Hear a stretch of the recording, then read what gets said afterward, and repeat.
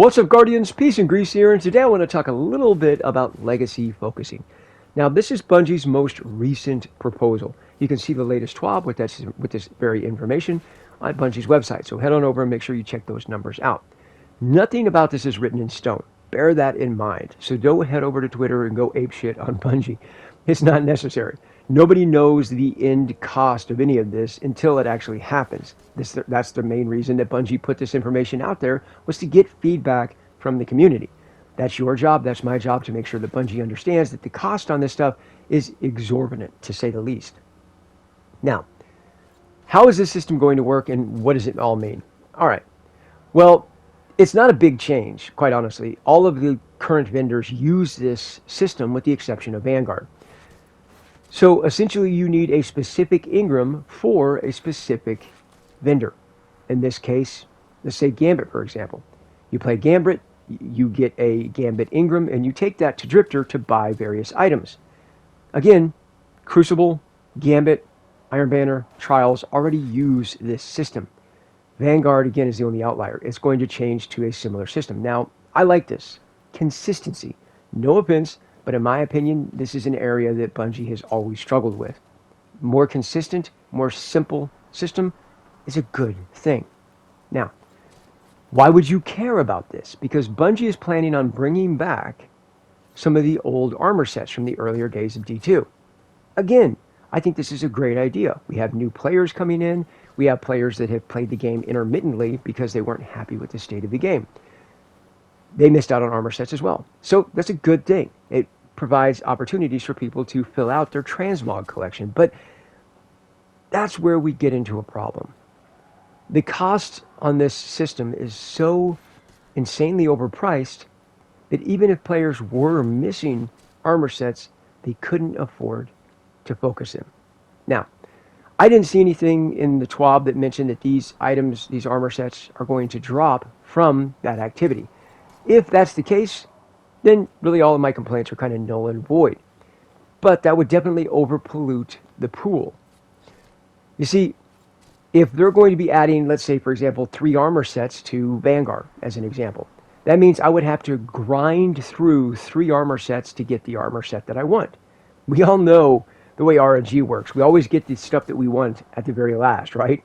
Well, think about having to grind through 3, 4, 5, 10, 20 different armor sets to finally get that one piece of armor you're needing for your transmog collection. So I don't understand how that system is going to work. Furthermore, I don't understand why this system even exists if there's no opportunity for players to fill out their transmog collection. Let me show you the cost so you can get a full idea of what I'm talking about. Now understand, each vendor is going to have a different cost. I've simplified this down, but at the same time, if you want to see specific costs, make sure you head on over to Bungie's TWAB. That way you can see the exact number for yourself. Now, these numbers, again, are not written in stone, and they are different per vendor. So I'm going to use a general kind of oversimplified number, but it's within the same realm of what Bungie proposes. Okay, so let's say you're missing 1 armor set from 1 vendor. Whether that's Vanguard, Gambit, Crucible, Iron Banner, Trials, whatever the case may be, you're missing 1 set of armor. And so you want to acquire that set of armor. So you're going to have to focus that armor to actually acquire it. So, again, you don't have it, so it's going to cost you more. If you already have the armor set, then it's not going to cost you as much. So how this system is going to work is you need a whopping 7 Ingrams of that faction to acquire 1 piece of armor. So what I mean by that is you need 7 Vanguard Ingrams to get 1 piece of armor from Vanguard. Now there are 5 pieces of armor in a set, 7 Ingrams each, 35 Vanguard Ingrams for 1 set of armor. But we're not done yet. No. You also need 100 legendary shards per piece of armor, 5 pieces of armor. It's going to be 500 legendary shards. Still not done. You're also going to need 10,000 glimmer for each piece of armor, 5 pieces of armor, 50,000 glimmer. So in total, for 1 set of armor, not 10, not 20, not 30, 1 set of armor is going to cost you 35 Ingrams, 500 legendary shards, and 50,000 glimmer. That is, wow, that is insanely overpriced. Who would use this system with those kind of costs? I can tell you for a fact I will never use this system. Pretty much I have all the old original armor sets anyway, so I don't really care. But for new players, they're screwed. They will not be able to afford this system. And maybe that's what Bungie wants. Maybe Bungie wants to keep out new players or casual players or players that have played the game intermittently. So Bungie's like, nope, not for you. Only the hardcore players. And if that's the case, this system is going to work perfect to keep everybody else out, because nobody else is going to be sitting on these kind of resources, particularly legendary shards, which I want to talk about here in a minute. But let's say, for argument's sake, you weren't around, you're a newer player, and you're missing an armor set from each faction, right? One from Vanguard, one from Trials, one from Crucible, one from Iron Banner, and one from Gambit. You want to get each one of those sets of armors for your transmog collection. What is it going to cost you? Now, this is where stuff just is absolutely insane. We know it's 35 Engrams for each set of armor. So times 5 sets of armor, you're going to need 175 Engrams. Furthermore, we know it's 500 legendary shards per armor set, 5 armor sets, 2,500 legendary shards. And finally, it's 50,000 glimmer per armor set, times 5 is 250,000 glimmer.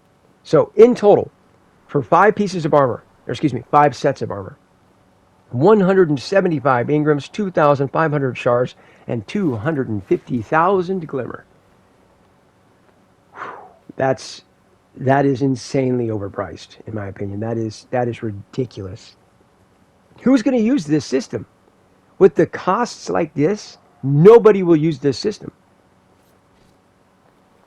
I just don't understand the thinking with this. Now, like I said, maybe Bungie's plan, if you want transmog collections, maybe they're going to introduce this to the drop pool for rewards. And if that's the case, I think that it will help, sure, for players that don't have those armor sets. But I do think that that's going to way overpollute the reward pool in that case. So I don't have an answer here. I don't understand, what Bungie could do to alleviate this. But these costs are out of this world of realistic. In fact, let me put a fine point on it. How many items would you have to scrap in this game, weapons and armor, to earn 2,500 legendary shards? Let me do the math for you. It's going to cost you over 416 items do you have to scrap to get 2,500 legendary shards. Over 400 items. And while we're on the topic, let's talk about the legendary shard economy, because unfortunately, there's no polite way to put it. The legendary shard economy is fucked in this game. The legendary shard economy is the bane of the Destiny player's existence. It is horrendous. It is horrible. Everything in this game costs legendary shards. If you breathe in this game, it costs you legendary shards. Everything costs legendary shards. But there's no way for you to earn legendary shards, save for scrapping items.